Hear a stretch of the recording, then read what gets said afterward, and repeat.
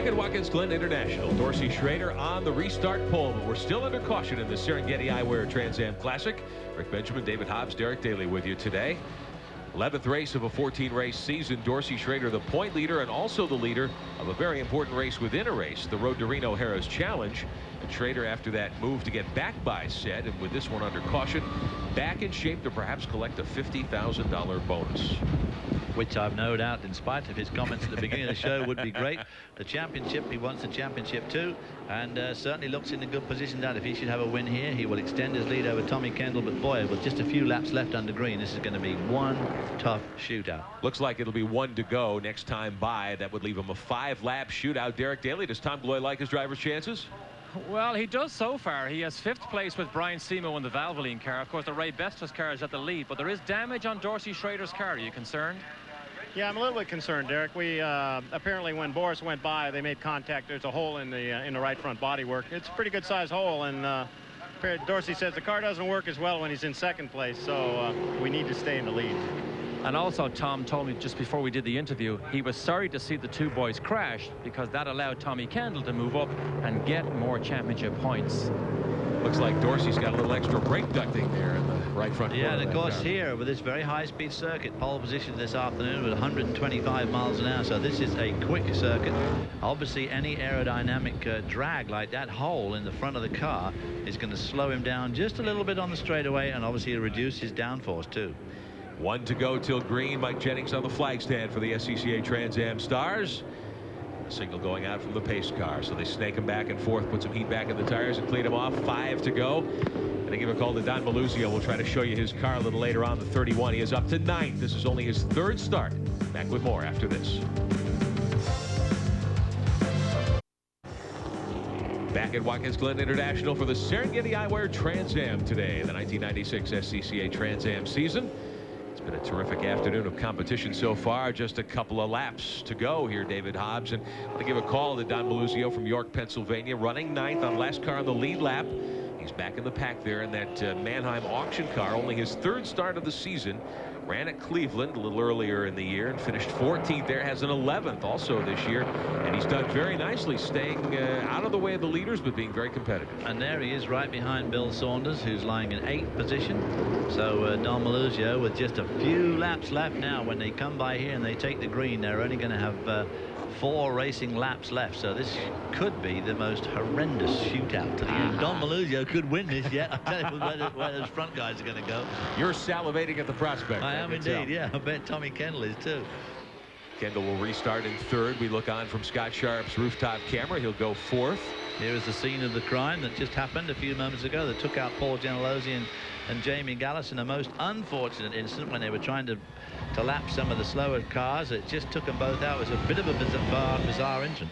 We also take a look from the 12 car. Dorsey Schrader will be the restart leader, but Jamie Gallus, an unhappy driver, out of the race. Derek Daly. Indeed, Jamie, you saw that whole thing unfold and you just could do nothing about it. You got hit. Yeah, we had been catching Gentilozzi, and unfortunately we caught right up to him, and there's black number 57 car, I believe, that said my father's Oldsmobile on it or something. Paul got together with him and spun, and there's nowhere for me to go. Do you think, is this a Ford race, or can Chevrolet mount a challenge with so few laps to go?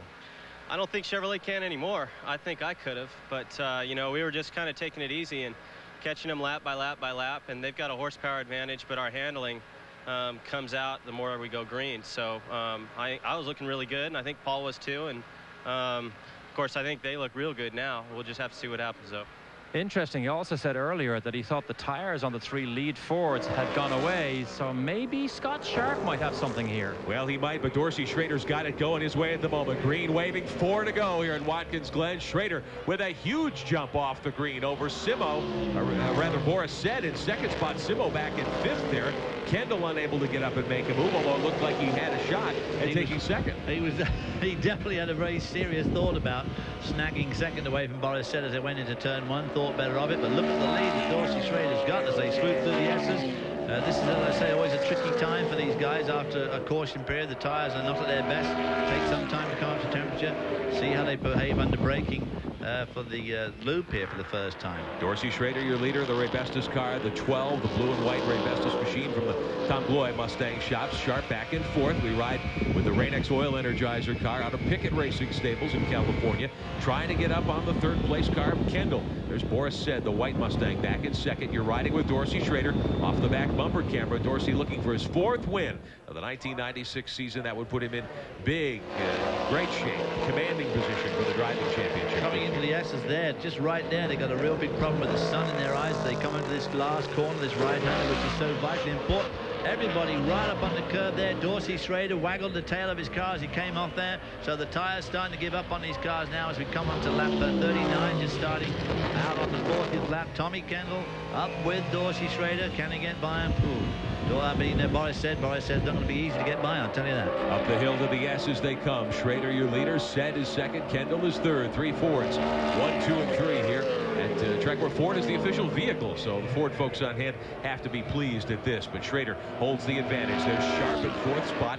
We lost Jamie Gallis and Paul Gentilozzi a few moments ago to that crash. Sharp apparently with not enough to get up and challenge the top 4. No, Scott Sharp sliding back away from those 3 leading Fords, and he can't be biding his time now because we're about to come up to lap 40 of 42. So if he's going to make a move, boy, he should have made it right from the drop of that green flag. Obviously these 3 Fords have got what it takes to win at this racetrack this afternoon, and of course that's going to skew the championship for the manufacturers, because going into today's race they were all even on 78 points each.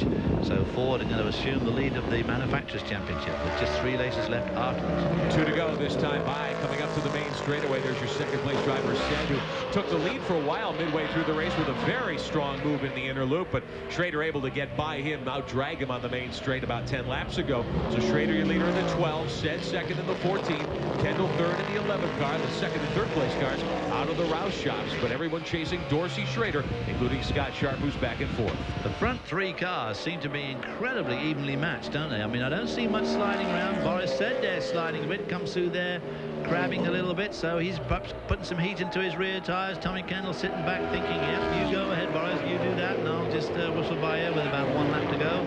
Up to the loop. Tommy Kendall makes a little bit of ground. Dorsey Schrader now starting to slide around. At this point, really, if the tires go off, tough luck, because they're going to be awfully hard to be passed. Scott Sharp again seems to be just not quite able to match the pace of the 3 leading Fords. Sharp, the co-champion of the Indy Racing League's first season, looking ahead to next week, which starts the 2nd IRL here at New Hampshire International, when he's driving for AJ Foyt once again. Good battle for 5th here. Brian Simo and the Rain-X car, the car of Greg Pickett, battling for 5th. Pickett, a guy we usually see several times in the course of the afternoon. This is our first look at the number 6 automobile, the Rain-X Chevrolet, but a good outing for both Simo and Pickett as they get the white flag. 1 to go for the leaders. Here's Boris Said down into turn 1, taking a look inside last time around here at Watkins Glen this afternoon. Greg Pickett, incidentally, in his 138th start of Trans Am competition, 15 wins and 69 top 5 positions. So he needs to get around Simo if he wants to maintain or make that 70 top 5s. White flag waving as the rest of the field comes by. Schrader still your leader. Simo back in 5th spot. Said is second. 3rd spot belongs to Kendall right now. Dorsey Schrader's crew looking on from pit road, watching. There's Dan Binks, who masterminds the Tommy Kendall operation along with the car of Boris Said, who's in 2nd spot right now. Through the carousel one final time. Short straightaway to come to turns 8, 9, and 10 here at Watkins Glen. Well, Boris Said obviously no team orders here to let Tommy Kendall through to get those vital points. So Dorsey Schrader will extend his points lead. Kendall makes one last look inside on Boris Said, but he doesn't have enough. Lap car coming up. Dorsey Schrader stretches the lead, and Dorsey will come to the stripe. Dorsey Schrader, the winner today of the Serengeti Eyewear Trans Am. Tommy Kendall. Kendall made a move on Boris Said to take 2nd spot as they came to the stripe. So Tommy Kendall gets 2nd spot, and he loses a little bit of ground to Schrader in the Drivers' Championship, but stays in contention. We'll be back to talk to the winner and some of those who ran well here today at Watkins Glen in just a moment. Welcome back to the celebrations here at Watkins Glen. Dorsey, that was almost as good as it gets again. I tell you, Derek, I've never seen such good racing like this Trans Am season this year. It's nip and tuck. Boris is a real good friend of mine. I mean, I tell you what, we ran awful hard. We bumped and banged and pushed. It was fun. That was truly a fun race. I got to tell you, all year long, it's been great. That indeed, and of course he extends his lead in that championship. Great afternoon for Dorsey Schrader. Congratulations too to Tommy Kendall, who finishes second today with a last lap move around Boris Edge. Schrader, the series point leader, extends the lead, also wins the first 2 legs of the $50,000 Harrah's Road to Reno bonus. We'll see you next time at Dallas on Labor Day weekend. Next week, the Trans Am Championship moves to Road America in Elkhart Lake, Wisconsin. See you next time.